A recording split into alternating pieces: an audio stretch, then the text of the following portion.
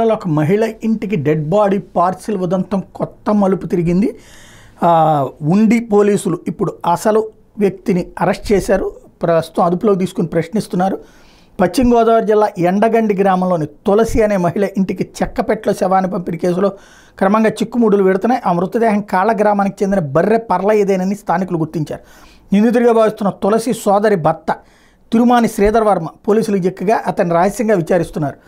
పర్లయ్య సొంత గ్రామమైన కాళ్ల గ్రామం గాంధీనగరంలో నిందితుడు శ్రీధర్ వర్మ కూడా ఉంటున్నాడట.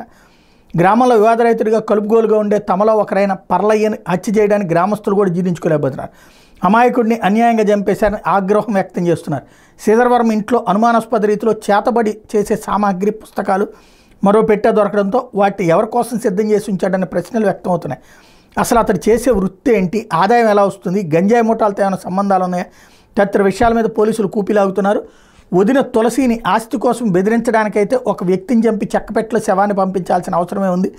ఆ కుటుంబంతో ఎటువంటి సంబంధం లేని పర్లయ్యని ఎందుకు హత్య చేశాడు తదితర అంశాల మీద కూపీలాగుతున్నారు. పోలీసులు అడిగిన ప్రశ్నలకు అతడు దాటవేత ధోరణిలో సమాధానాలు ఇస్తున్నాడట.